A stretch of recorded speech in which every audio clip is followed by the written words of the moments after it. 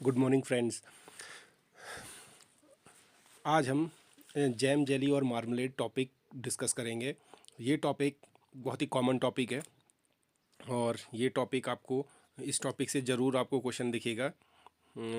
Food processing topic का सबसे important topic है और इसे आप अच्छे से तैयार करके ले जाइएगा और ज़्यादा कठिन भी नहीं है, सिंपल टॉपिक है। इसमें जैम जेलीज और मार्मलेड है। देखिए, इसकी डेफिनेशन बताता है जैम में a thick fruit spread made by boiling fruit and sugar. क्या है? गाढ़ा फल प्रसार है जो फलों को और चीनी को उबालकर बनाया जाता है। जैम घर घर में छोटे बच्चों हम लोगों ने खुद स्कूल को लेके गए हैं अपने अपने लंच के लिए, और अभी और खाने पे भी के लिए भी बहुत अच्छा होता है। और आपको याद होगा कि अगर आप में से बहुत सारे लोग जो मेरे साथ हैं, जो मेरे साथ पढ़ते थे, वो इस ग्रुप में हैं। तो हम लोग अपने उस दिनों में डिप्लोमा के दिनों में भी लंच के टाइम में जैम खाया करते थे और ब्रेड और जैम वो हमारे सर अवेलेबल करा देते थे, तो हम लोग उसे यूज़ करते थे। जेली भी जो है ये भी हमने प्रिपेयर की थी। आप लोगों ने भी, अगर आप लोगों के समय आप लोगों ने अच्छा इंटरेस्ट दिखाया होगा तो आप लोगों ने जेली में मार्मलेड सब बनाए होंगे। हम लोगों ने भी, सारे हमारे जितने साथी हैं सब लोगों ने मार्मलेड जैम जेली अपने खुद बनाए हैं। और चलिए आगे देखते हैं। आपको पढ़ाते पढ़ाते मुझे अपने दिन, अपने क्लासेस, अपने साथी सब लोग याद आ जाते हैं। और इसीलिए यही एक ड्राइविंग फोर्स है जिससे कि मैं रेगुलर वीडियो बना लेता हूँ। जबकि ये वीडियो बनाने में काफ़ी ज़्यादा टाइम लग रहा है, क्योंकि बैकग्राउंड स्टडी भी करनी होती है और फिर पीपीटी बनाना, हर चीज़ है प्रेजेंट करना। तो इसलिए रहता है। लेकिन आप लोगों का जो सपोर्ट है, कुछ कुछ जो जूनियर्स हैं और कुछ और जो कुछ भी जिन जो सारे हमारे जूनियर्स हैं, जो सीनियर्स हैं, वो सब लोग उन सब लोगों का मैं धन्यवाद देना चाहूँगा। वो लोग मुझे मोटिवेट करते रहते हैं। और आइए हम अब आगे को शुरू करते हैं। और देखिए, जो जैम जेली और मार्मलेड है, तो मार्मलेड में क्या रहता है कि ये हमारा मार्मलेड होता है जो ये खट्टा मीठा और कड़वा भी रहता है। थोड़ा इसमें कड़वापन भी रहता है हल्का, क्योंकि सिट्रस फ्रूट से बनता है ये। तो और इसमें उसके छिलके भी डाले जाते हैं, छिलकों को प्रोसेस करके डाला जाता है। जैसे हमें वो बनाया जाता है कैंडीज़ के लिए, उनको उसके पतले छिलके बना के उसको शुगर सॉल्यूशन में डाल के फिर उसको अच्छे से कटिंग करके अच्छे से डाला जाता है। और आइए हम अब तीसरी स्लाइड की ओर चलते हैं। देखिए, अगर हमें बनाना है तो हम इनमें, अगर हमें कोई इन तीनों में से कोई भी चीज़ बनाना है, या मान लीजिए हमें पहले हम जैम देख लेते हैं। तो जो फ्रूट्स जैसे वो हैं, जैम है, तो उसमें भी क्या है कि पैक्टिन होना चाहिए, हाई पैक्टिन फ्रूट्स, मतलब अच्छा पैक्टिन होना चाहिए, उसकी मात्रा होनी चाहिए। पैक्टिन क्या करता है? एक केमिकल कंपाउंड है जो प्लांट्स में जो प्लांट्स के जो फ्रूट्स हैं उनमें पाया जाता है। और वो जब अच्छे से, जो ठीक से पके होंगे और जो हल्के, मतलब जो ज़्यादा पके नहीं होने चाहिए, जो जो ज़्यादा पका होगा उसमें नहीं होगा। ओवर राइप बोलते हैं जिसको, ज़्यादा पका नहीं, जो राइप होगा, पका होगा, ठीक से पका होगा, और थोड़ा कम पका होगा, मतलब कच्चे ज़्यादा, बहुत ज़्यादा कच्चे नहीं, ठीक सा, मतलब जो हल्के से वो रहते हैं उनको, वो उनमें अच्छा मिलता है। और जैसे एप्पल में है, सिट्रस फ्रूट्स में जो मैं भी इसमें ये पैक्टिन मिलता है। पैक्टिन हम जो उसका जो वाइट वाला एरिया होता है, उससे भी, जो वाइट वाले जो छिलके लगे रहते हैं सिट्रस फ्रूट में, जैसे जो बड़ा वाला नींबू होता है उसमें जो लगे होते हैं, उससे भी एक्सट्रैक्ट किया जाता है। और ब्लैकबेरी इनमें है। और लो लो इसी में क्या है, कुछ ये तो हाई पैक्टिन फ्रूट्स हैं, जैसे गवावा भी हाई पैक्टिन फ्रूट में आता है। लो पैक्टिन में क्या आता है कि जैसे स्ट्रॉबेरीज़ है, पीचेज़ हैं, स्ट्रॉबेरी हो गई, पीचेस, आड़ू हो गए, मैंगो हो गए, इनमें कम पैक्टिन रहता है। और इसमें एडेड रिक्वायरमेंट रहती है इसको ऐड करने की, पैक्टिन को ऐड करना पड़ता है। पैक्टिन अलग सा एक वाइट कलर का एक पाउडर फॉर्म में होता है। इसको डालने से उसकी स्ट्रेंथ बढ़ जाती है, मतलब अच्छा सा टेक्सचर बढ़िया भी अच्छा हो जाता है। और चीज़ें भी हैं, शुगर कंटेंट काफ़ी चीज़ें इनको उसको भी की भी बचत करता है अगर अच्छा पैक्टिन हो। चलिए चलते हैं अगली स्लाइड में। देखिए डिफरेंसेस क्या है जैम जेली और मार्मलेड में। जैम जेली में क्या है, जैम में क्या होता है कि पल्प होता है, और जेली में क्या होता है उसका फ्रूट जूस। जब हम जैम बनाते हैं तो हम जो फलों को पकाते हैं तो उसका जो उसमें जो गूदा होता है, पल्प होता है, और फ्रूट के टुकड़े भी हो सकते हैं आपके जैम में। लेकिन जेली में क्या होता है कि हम जब पकाते हैं उसको तो उसका क्लियर जूस लेते हैं। कैसे लेते हैं, हम एक क्लोथ लेते हैं, मुस्लिन क्लोथ लेते हैं, मलमल का जो कपड़ा होता है उसको लेते हैं। उससे उसमें क्या होता है उसको उससे छान लेते हैं उसको, और छानते समय हम प्रेशर नहीं लगाते हैं, उसको नेचुरली होने देते हैं, जो कि हमारे पास वो ना आए, बिल्कुल भी सॉल्यूशन में हमारे पास बिल्कुल वो ना हो कि बिल्कुल भी जो हम जैसे बोलते हैं पल्प का मात्रा बिल्कुल गूदा ना आए उसमें। तो ये चीज़ ध्यान रखते हैं, जैम और जेली में ये अंतर है। और जेली वर्सेस मार्मलेड में देखिए, जेली और मार्मलेड, जेली भी क्या, जेली और मार्मलेड लगभग लगभग एक स्मूथ से दिखते हैं। इसमें क्या होता है एक तरीके से दिखेंगे, लेकिन मार्मलेड में क्या होंगे, छिलके भी होंगे। छिलके मतलब ऐसा नहीं कि डायरेक्ट छिलके डाल दिए, वो आपने देखा होगा, छिलकों को अच्छे से कट करके उसको शुगर सिरप में डाल के, जैसे हम लोग वो बनाते हैं, कैंडीज़ बनाते हैं, मतलब कैंडीज़ मतलब वाली कैंडी, अगर आप कैंडीज़ कह रहे हैं तो फूड साइंस में अगर हम कैंडीज़ बोलते हैं तो जो सूखा मुरब्बा होता है उस तरीके से ड्रायर में लगा के जिसको बनाते हैं, तो उस तरीके से सूखी वो होते हैं, तो उनको डाला जाता है। अगर हम गीले अगर ये चीज़ें डालेंगे या लिक्विड कंटेनिंग वाला डालेंगे तो वो क्या करेगा कि जेली में पानी छोड़ने लगेगा, तो और वो जेली ख़राब होने लगेगी। तो इसलिए हम क्या करेंगे, उसको अच्छे से ड्राइड करके बढ़िया तरीके से बनाएंगे, जो कि अगर एक्सेस पानी भी है तो उसको भी एब्जॉर्ब कर ले। कभी भी ऐसा वो नहीं डालना है उसमें जिससे पानी बाद में वो रिलीज़ करे और हमारा प्रोडक्ट जेली ख़राब हो जाए, ये मार्मलेड ख़राब होने लगे। आइए अगला देखते हैं, पांचवा, जैम बनाने की विधि।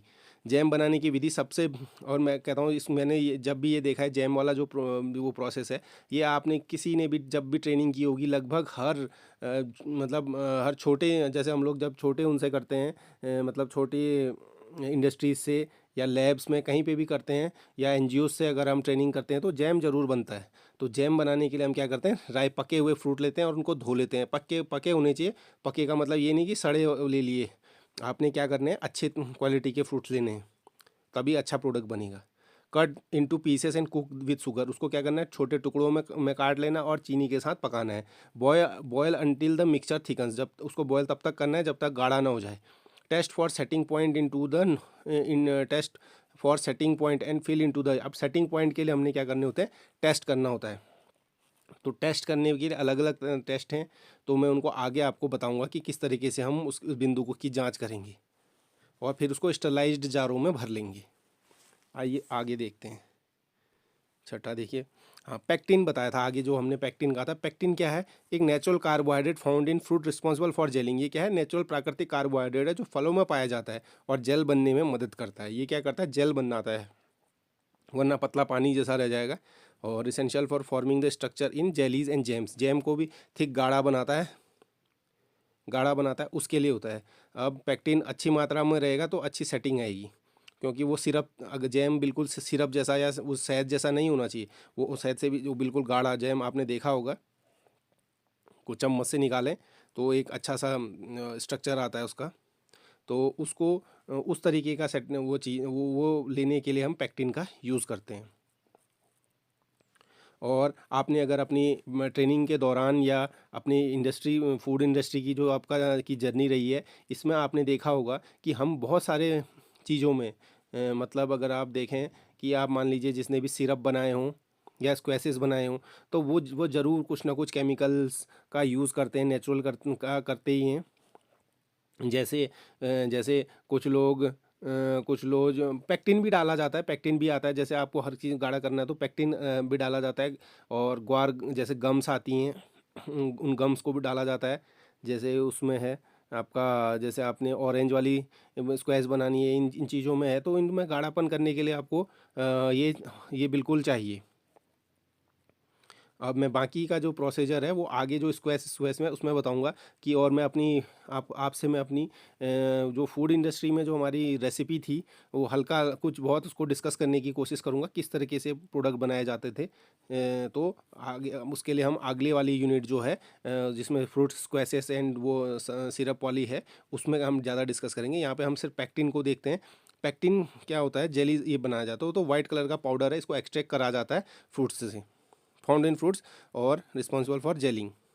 इसका ट्रीटमेंट करके निकाला जा सकता है। आपने अगर वो देखा होगा, नींबू देखा होगा, उसमें वाइट वाले उस स्ट्रक्चर में भी होता है, और उससे केमिकली आप नेचुरली नहीं, आप इंडस्ट्रियली भी प्रिपेयर कर सकते हैं। अगर सिंथेटिक आपने उसको निकालना है, उसको केमिकल के साथ ट्रीट करके हम लास्ट में पाउडर उसको जो सॉल्यूशन बनेगा उसको इवेपोरेट करके पाउडर बनेगा, उसको यूज़ कर सकते हैं। आइए अगला वाला देखते हैं। Pectin test. अब क्या होगा, आपने देखा होगा पैक्टिन का परीक्षण, जब हमने जेली बनाई होगी या जैम बनाया होगा तो हम क्या करते हैं, थोड़ा सा क्या कर लेते हैं, उसका वो करने के लिए, उसको पैक्टिन जांचने के लिए क्या करेंगे, उसमें अल्कोहल टेस्ट के लिए क्या करेंगे, मिक्स अ टीस्पून और 1 चम्मच फ्रूट जूस लेंगे और 1 चम्मच उसमें क्या ले लेंगे, अल्कोहल ले लेंगे। तो इनको दोनों को मिलाएंगे और थोड़े दिन देखने, ये सॉलिड अगर जेल जैसा बन रहा है, लंप फॉर्म हो रहे हैं, तो पैक्टिन हम क्या करेंगे, यूज़ कर लेंगे। लंप से मुझे एक चीज़ और याद आई, जैसे मान लीजिए हमारी जो हमारे पास मान लीजिए जो वो है जैम में, मान लीजिए हमने पैक्टिन मिलाना है, तो हम उस पैक्टिन को किस तरीके से मिलाएंगे। अगर हम पकते हुए जैम पे डालेंगे, मान अभी तो हम पहले टेस्ट करेंगे, उसको डालने की विधि भी बताऊंगा मैं आपको। तो आपने क्या किया, पहले 1 चम्मच जूस ले लिया और 1 चम्मच अल्कोहल, वो जम गया तो आपने देखा उसकी सेटिंग अगर अच्छे से जम, अच्छा थिक गाढ़ा सा हो जा रहा है, तो इसका मतलब पैक्टिन सफिशियंट है। और उसमें सीड टेस्ट भी होता है, और उसमें क्या करना है, आपने जूस में अपने क्या करना है कि ये शीट टेस्ट से क्या करना है, उबलते हुए जो उसमें में फ्रूट जूस में आपने क्या करना है, अपना वो डालना है, लैडल बोलते हैं जिसको, या जो करची होती है उसको डालना है। लैडल इंग्लिश में हम उसको लैडल बोलते हैं, हिंदी में हम उसे करची बोल लेते हैं। If the liquid falls in sheet like, अब जब उसको उठाएंगे हम, फिर अपने अपने जो करची को उठाएंगे, उसमें से अगर वो पानी की तरह, बूंद की तरह गिर रहा है नीचे को, तो ये देखेंगे कि वो उसमें कम पैक्टिन है। अगर वो शीट की तरह, मतलब वो गिरते समय एक नीचे को, जब हम जैसे नीचे ये मान लीजिए हमारा ये, अगर मैं आपको डायग्राम से बता के दिखाता हूँ, ये मान लीजिए हमारा क्या है, लेडल है, ये हमारा मान लीजिए, ये इसका मान लीजिए ये हमारा लेडल है। तो ये हम पका रहे हैं यहाँ पे, अगर हमने उसमें डिप किया है, तो यहाँ से जब वो क्या होगा कि इस तरीके से एक लंबी सी वो शीट तरीके की फॉर्म करेगा। अगर नॉर्मल है, अगर मान लीजिए उसमें कम पैक्टिन है, ये लेडल है, मान लीजिए ये लेडल है, हाँ, यहाँ से इसका ये हैंडल समझ लीजिए, अभी यहाँ वाले में इसका यहाँ हैंडल समझ लीजिए, हैं। तो यहाँ से क्या होगा, बूंद बूंद बूंद इस तरीके से अगर ड्रॉप वाइज गिरेगा वो नीचे को, अगर हम घुमाते हुए उसको उसमें से अगर डिप करेंगे और ऊपर उठाएंगे, तो वो क्या होगा कि बूंद बूंद की तरह गिरेगा। तो इसका मतलब है कि इसमें पैक्टिन की मात्रा कमी है। और जो अगर शीट ऊपर वाले में, फर्स्ट वाले में जो ये हमारे शीट बनी, उसको ऊपर को उठाया तो शीट बनने लगती है। लेडल को हम हाथ से पकड़ के ऊपर को उठाएंगे तो शीट, इसमें एक शीट टाइप की बनेगी ऊपर को उठाते हुए, तो समझेंगे सही पैक्टिन है, मात्रा सही है इसकी पैक्टिन की। आइए अगला वाला देखते हैं, theory of jelly preparation, jelly की प्रिपरेशन। अब देखिए, जेली प्रिपरेशन के लिए क्या होते हैं कि शुगर, एसिड और पैक्टिन की बहुत ज़्यादा ज़रूरत होती है, तो इसमें ही इसी को डालते हैं। Sugar helps in gel formation, चीनी भी क्या करती है, गाढ़ापन प्रदान करती है, एक्ट और प्रिजर्वेटिव की तरह भी काम करती है। एसिड जो है बैलेंस पीएच करता है फॉर प्रॉपर जेलिंग, पीएच भी बहुत ज़रूरी होता है, एसिडिक होगा और प्रॉपर जेलिंग करने में मदद करता है। पैक्टिन जो है हमारा gel structure for by bonding with water and acid, acid और जो हमारा पानी है उसके साथ बॉन्ड कर देता है उसका, नहीं तो क्या होगा, पानी अलग हो जाएगा और जेली एक साइड जो उसका वो है, जो उसका जो लिक्विड स्ट्रक्चर है वो अलग होने लगता है, अगर पैक्टिन अच्छे से नहीं होगा तो। आइए अगला देखते हैं।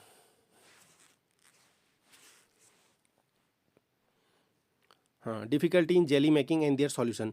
डिफ़िकल्टी क्या होती है जेली बनाने में, क्या होगा कि कॉस्ट, इसमें या तो क्रिस्टलाइजेशन हो जाएगा, या वीपिंग हो जाएगी, या क्लाउडी जेली होगी। देखिए क्रिस्टलाइजेशन कब होगा कि आप उसमें चीनी ज़्यादा, क्रिस्टलाइजेशन कभी भी तब होता है जब आपका क्या होगा, चीनी ज़्यादा हो जाती है उसमें, sugar by proper sugar balance. उसको क्या करना होता है, अधिक चीनी नहीं डालनी होती हमने, चीनी ठीक जो मात्रा है उसी को डालेंगे। और वो और कुछ क्या है, वीपिंग, वीपिंग वाले मतलब वीपिंग, पसीना आना भी बोलते हैं, वीप। तो क्या हो जाएगा, एक्सेस एसिड डाल दोगे या लो पैक्टिन होगा, उसमें पैक्टिन की कमी होगी, तो क्या होगा, पानी बाहर निकलने लगेगा उससे, तो क्या होगा, तो उसको क्या बोलेंगे, एडजस्ट करने पड़ेंगे इंग्रेडिएंट्स को हमने। क्रिस्टलाइजेशन भी अगर हमने, अगर मान लीजिए हमने ये क्रिस्टलाइजेशन को रोकना है, तो हम थोड़ा सा एसिड उसमें बढ़ाएंगे तो क्रिस्टल नहीं बनते हैं, एसिडिटी बढ़ानी पड़ेगी हमने, खट्टा डालेंगे तो फिर नहीं होगा। जैसे साइट्रिक एसिड डाल देंगे आप तो फिर कोई दिक्कत नहीं आएगी, साइट्रिक एसिड डालनी पड़ती है। वीपिंग के लिए को रोकने के लिए आपने क्या करना है, यहाँ क्या है, या तो एक्सेस ज़्यादा एसिड हो रहा होगा या लो पैक्टिन होगा तो पैक्टिन बढ़ा सकते हैं आप, तो हो जाएगा, कोई दिक्कत नहीं है। अगर एक्स्ट्रा एसिड भी ज़्यादा हो रहा होगा तो तब भी वीपिंग हो जाती है। क्लाउडी जेली जब बनने लगेगी तो उसका मतलब क्या होगा, इम्प्रॉपर स्ट्रेनिंग होगी, मतलब आपने जो म्यूसलिन का क्लॉथ लिया था या मलमल का कपड़ा जो छाना था उसमें गलत तरीके से छाना होगा, उसको ज़्यादा प्रेस कर दिया होगा तो क्या होगा, उसमें से गूदा आ गया होगा, पल्प आ गया होगा आपके सॉल्यूशन में जिसको आप उबाल रहे हैं, तो उससे क्या होने लगेगा, आपका उसमें क्लाउड बनने लगेंगी। तो आपको क्या है, पल्प नहीं लेना है जेली बनाते समय।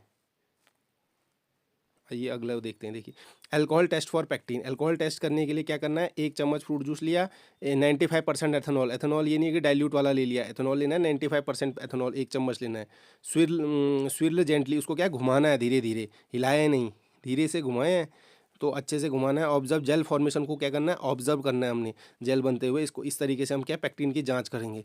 रिजल्ट फर्म जेल, अगर ठोस जेल बन रहा है तो हाई पैक्टिन है, गुड फॉर जेली मेकिंग है। अगर सॉफ्ट जमावट है, हल्का क्लॉट है, तो उसका मतलब क्या है, मीडियम पैक्टिन है, नीड एक्स्ट्रा पैक्टिन, मतलब पैक्टिन की जरूरत और पड़ेगी।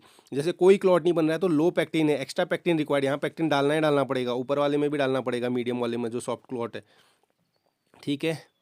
इंपॉर्टेंस देखिए, help in selecting the right fruits. अगर आप इंश्योर्स प्रॉपर जेल फॉर्मेशन, इसका पैक्टिन से क्या है कि आप क्या करेंगे, फ्रूट्स का भी ढंग से चयन करेंगे डालने के लिए, और इसको तभी ठीक करा जा सकता है। और क्या होगा कि जेल का निर्माण भी सही से होगा तब, अगर जब आप पैक्टिन का टेस्ट कर लेंगे। तो पैक्टिन पता ही नहीं है आपको तो सारा मटेरियल वो जो या तो क्रिस्टलाइजेशन हो जाएगा या वीपिंग होने लगेगी, या हाँ वीपिंग होने लगेगी, वीपिंग होने लगी। 11वां देखिए, जेल मीटर। जेल मीटर भी होता है एक, जैसे हमारे पास एक ड्रॉपर होता है, उस जेल मीटर की तरह जेल मीटर होता है। जेल मीटर को हम क्या करते हैं, जेल मीटर जो हमारा है उसको हम बनाते हैं, जेल मीटर एक ड्रॉपर की तरह होता है, जैसे की शेप की तरह दिखता है, और उसमें रीडिंग्स लिखी होती हैं, यहाँ पे रीडिंग रहती हैं। ये ड्रॉपर की तरह बने रहता है, इसी तरीके से कुछ होता है, हमें भी कराया गया था इससे कोई उस तरीके से टेस्ट, हल्का याद है मुझे। तो इस तरीके से हम जेल मीटर यूज़ करेंगे।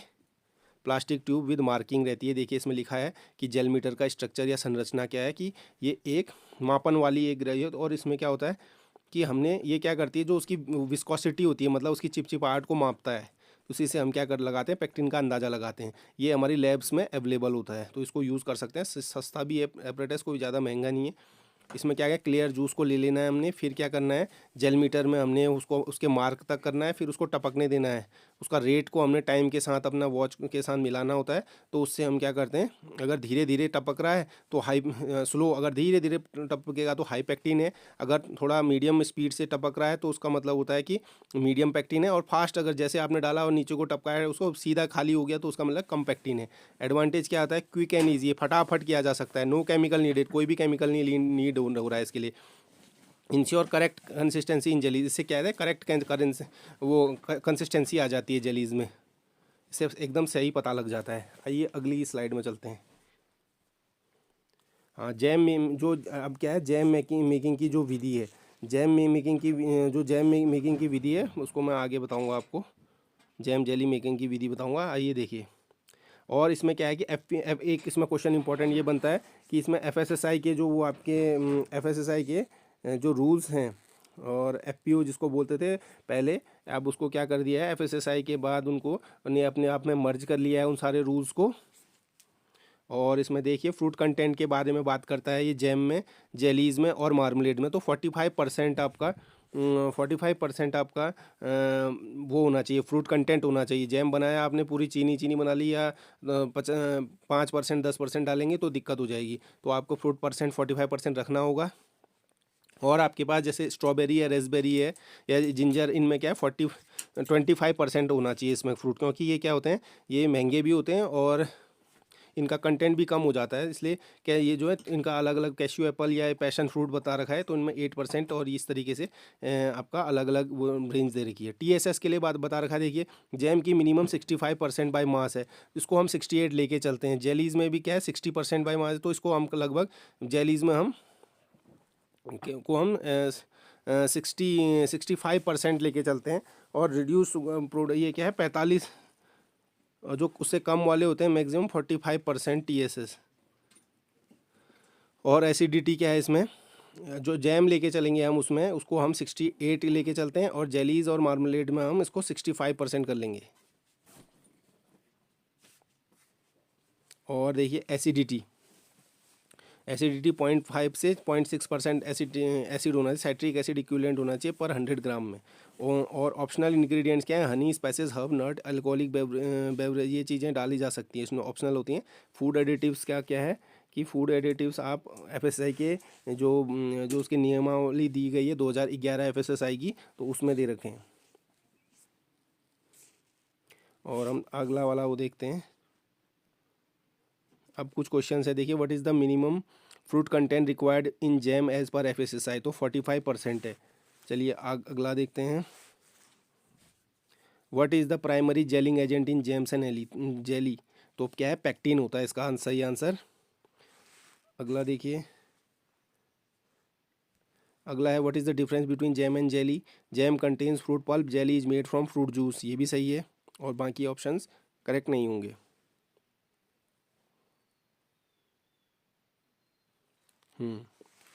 18वां, what is the minimum TSS required in jelly as per FSSAI, इसमें 65 दिया हुआ है। इसको मैं फिर आपको उन दोनों में चेक कर, वो है 65, हम इसको लेते हैं 65। और अगला देखते हैं, तो which of the following fruit is low in pectin requires added pectin in for jam making, jam making के लिए किस में कम होता है, मैंगो में कम होता है। अगला ऑप्शन देखते हैं, what is the main reason for crystallization in jelly, तो क्रिस्टलाइजेशन का क्या होता है कि एक्सेस शुगर होगी तो क्या हो जाएगा, अधिक चीनी होने के कारण क्या होता है कि ये क्रिस्टलाइजेशन हो जाता है इसमें। 21, what is the purpose of the pectin test, pectin test से क्या होता है, to check fruit sweetness, to check jelling ability, to determine acidity level, to check fruit freshness, to check jelling ability, क्या gel बनने की क्षमता की जांच करना होता है। 22, what is the key ingredient that prevents microbial growth in jam, तो क्या है कि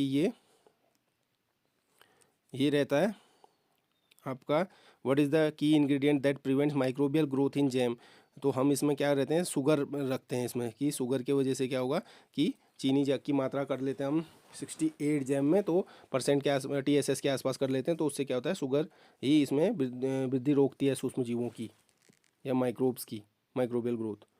अगला देखते हैं, what is the function of acid in the jelly making, enhances flavour, helps in gel formation, preserves fruit colour, increases sweetness, तो क्या करता है, हेल्प्स इन जेल फॉर्मेशन में क्या करता है, मदद करता है। अगला देखते हैं 24, what is the ideal pH range for jam setting, तो ये होती है 3.2 से लेके 3.5 तक। अगला देखते हैं 25, which test determines if a jelly has correct consistency, seed test, alcohol test, pH test या sugar test. Jelly has a correct consistency के लिए हम क्या करते हैं, सीड टेस्ट को हम क्या करते हैं, सीड टेस्ट से इसका क्या कर लेते हैं, परीक्षण कर लेते हैं। चलिए आगे चलते हैं, which ingredient gives marmalade its characteristic texture, तो क्या होता है करेक्टरिस्टिक का टेक्सचर जो उसका विशेष बनावट कौन देता है, सीट्रस के पील से बनता है, तो सीट्रस का छिलका। Which fruit is best for natural pectin content, इसमें क्या होता है कि which fruit is best for natural pectin content, इसमें रहता है एप्पल, मैंगो, बनाना, पपाया। आपका एप्पल में अच्छा खासा पैक्टिन रहता है।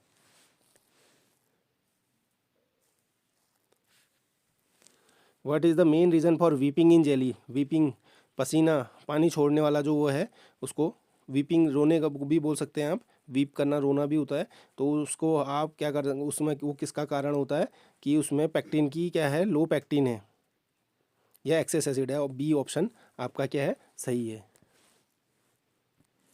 Why do jelly sometimes turn cloudy, cloudy क्या है, क्योंकि उसमें पल्प आ गया होगा आपका, इम्प्रॉपर स्टेनिंग, गलत छानना, तब गलत छानोगे तो पल्प नीचे चले जाएगा, तो उससे आ जाता है।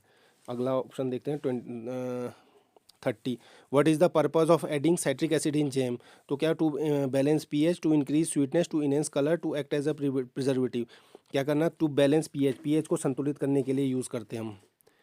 जैम मेकिंग प्रोसेस का जो ये फ्लो चार्ट है, इसको देखिए। सेलेक्ट एंड वॉश फ्रूट करने हैं, फिर कट करना है, इनको क्रश करना है, मैश करना है, पल्पर की यूज़ से भी पहले क्रश करेंगे, फिर उसके बाद उसको वो करके पल्पर भी यूज़ कर सकते हैं। फिर उसको चीनी मिलाना है, मिक्स करना है, हीट करना है उसको, और फिर कंटिन्यूसली उसको हिलाते रहना है। फिर उसके बाद बॉईल करना है सेटिंग पॉइंट के लिए, परफॉर्म सेटिंग टेस्ट करना है, पानी ले लेना है। एक अलग अलग तरीके से टेस्ट किया जा सकता है। कुछ वेट टेस्ट भी कर सकते हैं, उसको कैसे पकाते रहे, बाद में उसको हमें वेट उसको तोलते रहे। लेकिन ये थोड़ा सा ज़्यादा काम बढ़ जाता है इससे, लेकिन इंडस्ट्रीज़ में होता है, क्योंकि वहाँ पे बहुत ज़्यादा फ़र्क पड़ जाता है अगर आप उससे करेंगे। तो जब भी आप जैम बनाएंगे, तो वो जैसे आपने आधा पानी आधा वो ले रखा है, जैसे मान लें जितना आपने 1 किलो चीनी 1 किलो पानी लिया, तो जो आंसर फाइनल जो रिज़ल्ट आएगा इसका जो जैम का, वो रहेगा आपका 1.5 किलो।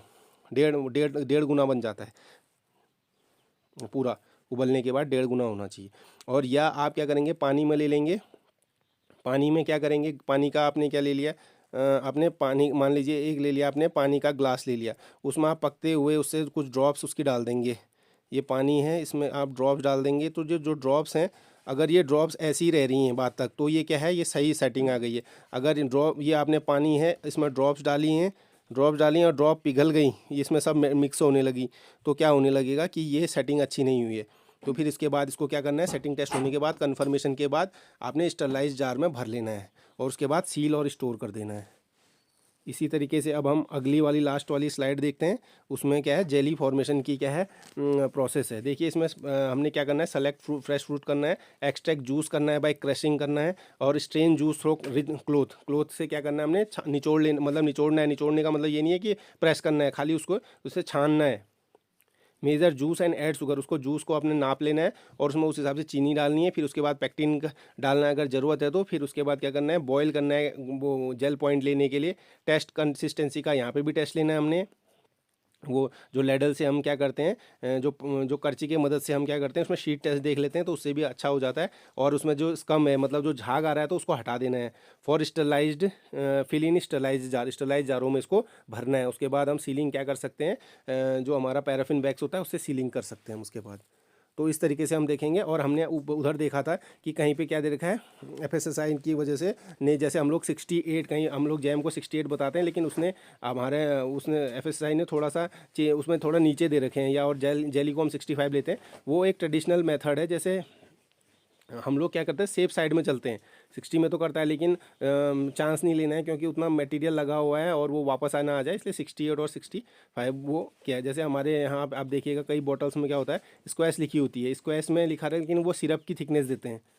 तो इससे क्या होता है कि एक तो क्या होता है, जो टैक्स होता है, टैक्स अगर आप स्क्वायर अगर सिरप बना रहे हैं, तो उसमें जो सिरप के रेट होते हैं, जो जैसे रूह अफ़ज़ा होता है, उसका हाई रेट होते हैं, टैक्स ज़्यादा लगता है, और उसको इसमें कम लगता है। तो अंदर से बना तो वो ही देते हैं, और क्या करते हैं, उसकी थिकनेस ज़्यादा कर लेते हैं और बेचते उसको सस्ते में, तो इसको इसमें कम टैक्स लगता है। ये भी एक कंडीशन रहती है। जैसे रूह अफ़ज़ा महंगा बेचा जाता है ना, और नीचे वाले को जो कॉर्डियल और वो चीज़ बना रहे हैं आप, तो आप नाम तो कॉर्डियल से बेच दे रहे हैं, या इसको ऐसे बेचते हैं, तो उसको गाढ़ा करके सिरप, क्योंकि उससे क्या हो जाता है कि डबल लॉकिंग हो जाती है, कि प्रिजर्वेशन अच्छे से रहेगा, और महंगा भी नहीं पड़ेगा बेचने पे। तो ये थोड़ा टेक्निकल वो है उसका। और आपने क्या देखना है कि, तो जो एफएसएसआई के जो रूल्स हैं उसमें, और उसमें कंफ्यूज नहीं होना है, तो उसको उस तरीके से देख लेना है। Thank you. आइए साथियों, मैं आपको ले चलता हूँ एफएसएसआई की पीडीएफ में, जो एफएसएसआई के नियम दिए गए हैं जैम जेलीज़ और मार्मलेट के लिए। तो इसमें हम देखते हैं कि इस नियम क्या कहता है। नियम जो है हमारा, वो नियम देखिए आप 7 नंबर पे कहता है कि टीएसएस जो है जैम की, वो 65% से कम नहीं होनी चाहिए। और जो 60% है, ये है हमारा जेली और मार्मलेट के लिए। और इसमें 45% क्या होना चाहिए, फ्रूट का पल्प होना चाहिए, गूदा जिसे बोलते हैं, वो चीज़ वो होना चाहिए, ये बोला जाता है। और हमने जो प्रीवियस में क्वेश्चन किए थे हम उसे जब एग्ज़ाम में भी आता है तो हम एफएसएसआई का आंसर, जो एफएसएसआई के नियम है उसका आंसर देंगे। अगर जेली में वहाँ 65 है तो उसे नहीं 60 लिखेंगे, और मार्मलेड में भी 60 करेंगे और जैम में 65 करेंगे। वहाँ आप 68, जैसे जैम में हम 68 बनाते हैं तो लगभग, तो उसे नहीं लिखेंगे। अगर 68 या आंसर है तो दे देंगे, लेकिन आप अगर 2 ऑप्शन है तो आप 68 और जैसे जैम के लिए 65 दिया तो आप 65 के लिए जाएंगे, क्योंकि एफएसएसआई के नियम है, इसको आप चैलेंज कर सकते हैं क्वेश्चन आयोग का भी, अगर कल के दिन मार्क्स में वो अगर मार्क्स काटे तो, क्योंकि एफएसएसआई के नियम सर्वोपरि हैं, इनको भारत के संविधान से मान्यता है। और ये आप 65 जैम के लिए लेंगे और जेली और मार्मलेड के लिए आप 60 लेंगे। और यहाँ मार्मलेड जो दिया हुआ है, मार्मलेड 2 तरीके का दिया हुआ है, जैम मार्मलेड और जेली मार्मलेड। जैम मार्मलेड में आप पल्प, प्यूरी, जूस, या एक्वस एक्सट्रैक्ट और पील, छिलके भी डालेंगे, इससे जैम मार्मलेड बनेगा। और जेली मार्मलेड के लिए आप ये पल्प है या प्यूरी है, इनको ना डाल के आप उसमें जूस का यूज़ करेंगे जैसे हम जेली बनाते हैं, और लास्ट में आप उसमें पील्स, जो छिलके हैं सिट्रस फ्रूट के, वो डालेंगे। तो इससे आशा करता हूँ आपका डाउट क्लियर हो गया होगा। जो हमने स्लाइड में लिखा था कि 65, उसे हम जेली को हम 65 नहीं लेंगे, अब 60 करेंगे, उसको आंसर आप करेक्ट कर लीजिएगा। और जैम जो है वो 65 रहेगा, और जेली और मार्मलेड 60 रहेंगी। तो इससे आशा करता हूँ आपको पसंद आया होगा, और आप लाइक्स और कमेंट करके मुझे मोटिवेट करते रहें और बताएं आपको नया टॉपिक कौन सा चाहिए, जिससे मैं आपके लिए फ्यूचर में अच्छे वीडियो अपलोड करता रहूं। Thank you.